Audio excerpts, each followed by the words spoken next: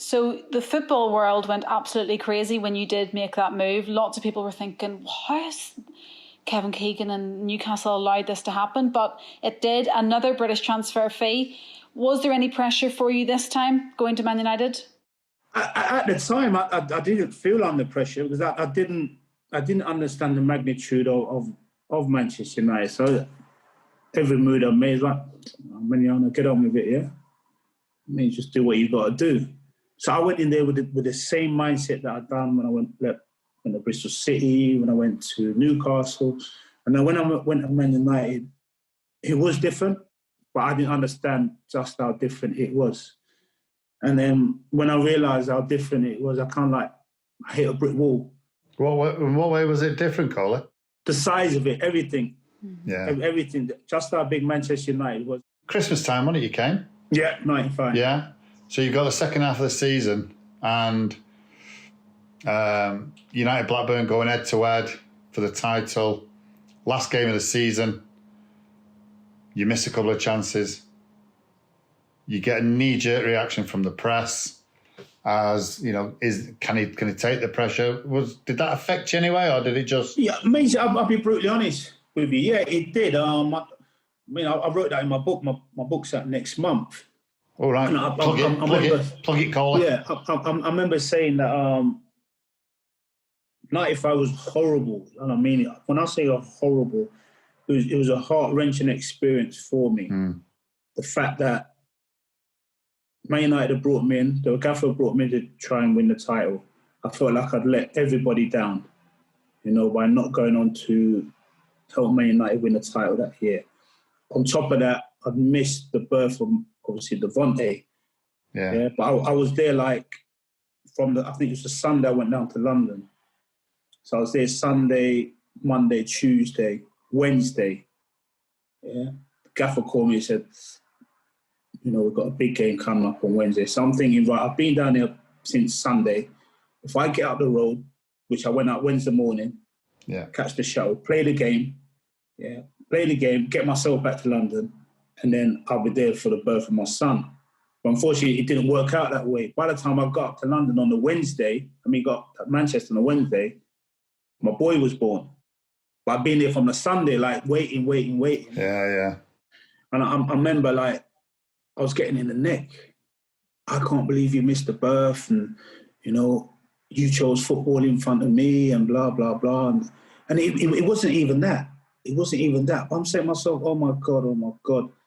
Yeah. Then on top of that, I've now got the big game, and then we get to the last game of the season, and it doesn't work out. It's like, oh, my God, what a disaster this has been. I've let so many people down. I'm young then. That was my thought process. I've let Man United down. I've let her down. I've let my son down. And, yeah, it was hard. And then you take all the flack. It was real, real difficult. I'm not going to lie. But then my mates took me away on holiday, and I had a good holiday. So that kind of softened the blow. That's how I look at it now. That softened the blow. What was your relationship like with Sir Alex in the first couple of years, especially when you did fail? Did you ever mention that you had this maybe a little mental block where you were anxious about scoring goals? Was that the case? Did you ever speak to him about that?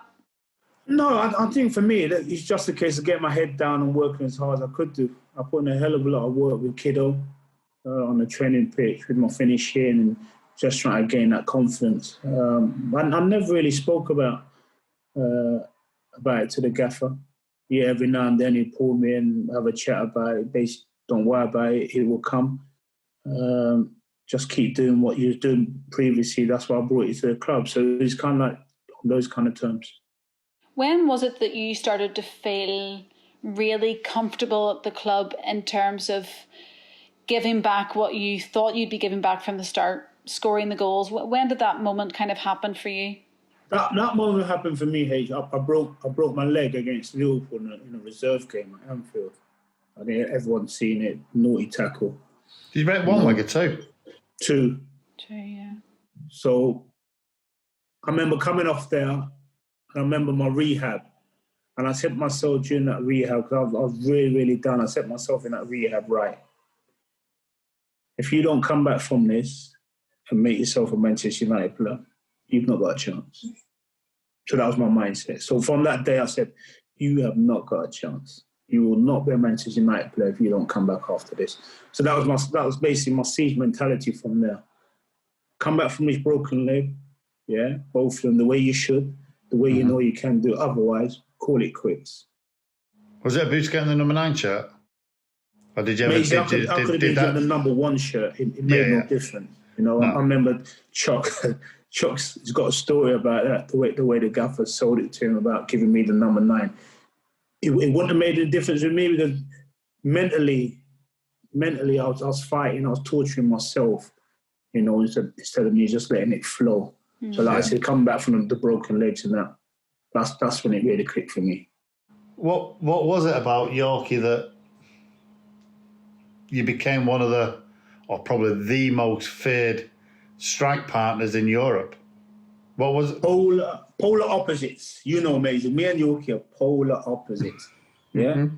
But yeah, we understand each other. Yeah? Like we were born together. Yeah. No, we never argue. We've never ever had an argument. We've never had a crossword. Nothing. We've never fallen out. I don't think you could ever fall out with Yorkie though. Well, there you go. But we've never had a crossword, and the way he played complimented the way I played, and vice versa. Mm-hmm. You know, I love playing with him. I love the energy he brought.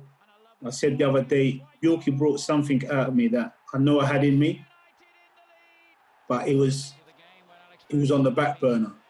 And then he came, and the way he conducted himself, he brought something out of me that I said, yeah, kind of like, this is what I've been waiting for. Is there any key games that you like to think about that you've been reflecting about in lockdown? What about that one in 1998 at the Nou Camp? I think it was November, that very famous goal between you and Dwight. Is that one you look back at fondly? I love that goal. I think as you get older, I enjoy it even more. I remember the night before we was training and the gaffer kind of like went off on me. And he said to me, I know when I'm in trouble, she screamed out, Cole. So I said, oh, here we go again. He said to me, focus, will you? Stop effing about, just focus. And I said to the boys, you know, if I score tomorrow, I'm going to run over because there's a forward focus sign there. And I said to the lads, if I score tomorrow, I'm running over to that sign and pointing at the sign because the gaffer was hammering me the night before. So when I did score, I ran over to the sign. That's where you see me pointing at the sign where it says focus. You know, so that goal for me, people will always talk about is one of the best as well in most of the team goals in Champions League football, because it was a great team goal. It wasn't just about the interplay of me and Yorkie. It was a ball in midfield from Skip, and he fizzes it in, and then we played from there. So, yeah, real quality goal. It says a lot that season you were really disappointed not to start against Spurs in May. And you've made that quite clear before. You just wanted to play, didn't you? Wanted to start, but you didn't eventually come on. But how did that conversation go with the manager? To be fair, it's like quite a few conversations I had with the manager. I mean, I would say this, he would say that, and then I walk out of the room and I'll still not change his opinion. So it was one of those ones. I was a bit disappointed not to have started the game, but, you know, as I've mentioned quite a few times now, it's a team game. I think in the back of my mind, I was thinking, you know, I had a good season. And we'll get to the last game of the season, you say to yourself, you want to be involved in this. Last game of the season, you need to beat Tottenham at home. You know, I want to be there from the start, but the manager had other plans, and for the manager, and obviously for me as well, those other plans worked out. What bad goal, though, was it? Yeah, my first touch, and I've said, Nev, possibly one of the best balls I received off Nev in 6 years at Old Trafford. Particularly with his left foot. Yeah. I know he was a bit of a long punt and I've had to do the dirty work. You know, but it goes in and I score, and I was on the bench with Yap, and I said to Yap, if I score, I'm going to come over and celebrate with you. So me and Yap had a little bit. I didn't make it, so I got collared and nearly got strangled, I think, by Den. Sorry, mate. Yeah, you see Maisie as well. Maisie as well, yeah. But that, for me personally, put a lot of ghosts to rest, you know, because that takes me back to 95. Yeah. When I have the opportunity to help Man United go on and win the league, you know, we don't do it.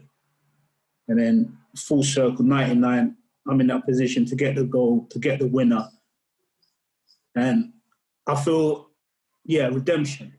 Mm-hmm. If you were playing now, how many goals a season do you think you'd be scoring? Me and Yorke have this conversation all the time. I'm telling Yorke, I reckon I'm getting 40 a season. 40 a season, mate. 100%. Oh, love that. Nah, we have this. Me and Yorke banter all the time. Why would that be? Why?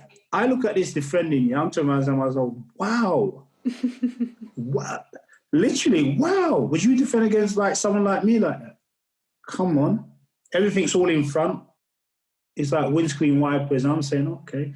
There's like 20, 30 yards of space in behind. I was running there all day long because the goal doesn't move. If the goal don't move, now I get in there, I've got a great opportunity of scoring. You know? Defending, it seems to be so passive. You get a free kick for anything. Oh, man, come on. Yeah, but you can't be like that, Coley. You can't be diving like they do now. Hey, amazing. I never dive. You know me, I never dive. No. I 2-foot someone, not a problem. Yeah. But I never dive. Never, ever dive. No way. No way. Well, you'd be getting red cards for that. Yeah. Oh, Jesus. Which one? That'd be it. What red card? My 1 of 7? No, I said if you were 2-footing people now, you'd be getting them. Yeah, definitely.